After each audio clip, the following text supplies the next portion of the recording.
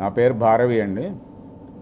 ప్రస్తుతం ఈ joint action కమిటీకి కన్వీనర్గా ఉన్నాను. రెండవ పిటిషన్ వేసిన తర్వాత 9వ తారీఖున బ్రిడ్జి పడగొట్టిన తర్వాత మళ్ళీ మేము హైకోర్టుని అప్రోచ్ అయ్యాం. హైకోర్టులో ఇప్పటికి 3 నెలల నుంచి ఆగస్టు 9 తర్వాత 18వ తారీఖు ఆగస్టు 18 నుంచి దాదాపు 7-8 సిట్టింగ్స్ జరిగే ఆర్గ్యుమెంట్స్. మా తరపు అడ్వకేట్స్, అటు ప్రభుత్వం వైపు అడ్వకేట్స్. మేము ప్రజలకు ఎటువంటి ఇబ్బంది కలిగించకుండా ఈ బ్రిడ్జి నిర్మాణాన్ని ముందుకు తీసుకెళ్తామని చెప్పి అటు మున్సిపల్ అధికారులు, ఆర్ఎండ్బి అధికారులు ఆ రోజు నుంచి ఈ రోజు వరకు హైకోర్టులో వాదిస్తూనే ఉన్నారు.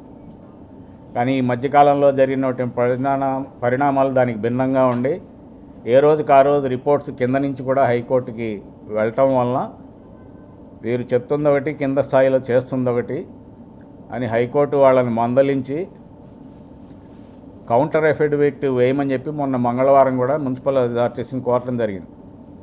కానీ వాళ్ళు రాలేదు. ఆర్ఎండ్బి వాళ్ళు వచ్చారు. గత ట్యూస్డే జరిగినటువంటి ఆర్గ్యుమెంట్స్ వాళ్ళు వచ్చి మేము ఈ రోడ్డు ఇవ్వలేము సార్, చాలా కష్టం, నిర్మాణ సమయంలో మా సామాగ్రి మొత్తం అక్కడే ఉండాలి, తిరగాలి, ప్రజల రవాణాకి మీకు ఎటువంటి భరోసా మేము మటుకు ఇవ్వలేమని చెప్పి ఇచ్చేశారు. ఇది అక్కడ ఉన్నటువంటి పరిస్థితి. ఇప్పటికే మాకు తెలిసి టౌన్ ప్లానింగ్ డిపార్ట్మెంట్కి, కమిషనర్ గారికి, ఇంకొంతమంది అధికారులకి కంటెంప్ట్ నోటీసులు వెళ్ళాయి. రానున్న కాలంలో అది ఏం జరుగుతుందో వేచి చూడాలి. మా అంతటగా మేమైతే ఎటువంటి నోటీసులు మా వైపు నుంచి మేము చేయలేదు. కోర్టే ఈ జరిగిన పరిణామాలు చూసి అవి పంపించడం జరిగింది.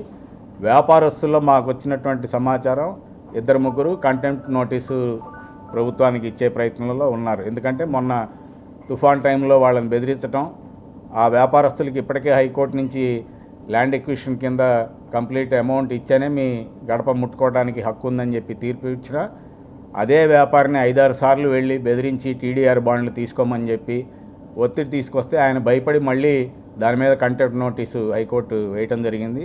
అదేం జరుగుతుందో వేచి చూడాలి. అది వాళ్ళకి మధ్య జరుగుతున్నటువంటి అంశం. సో ఇవన్నీ వైలేషన్స్ కాబట్టే మేము ఇవి ఎటు దారి తీస్తాయని చెప్పి నిన్న వచ్చినప్పుడు కూడా కమిషన్ పరిధి నిన్న అబ్జర్వ్ చేసి రిపోర్ట్ ఇవ్వటమే కాబట్టి ఈ అంశాలు ఆయన పరిధిలోకి రావు.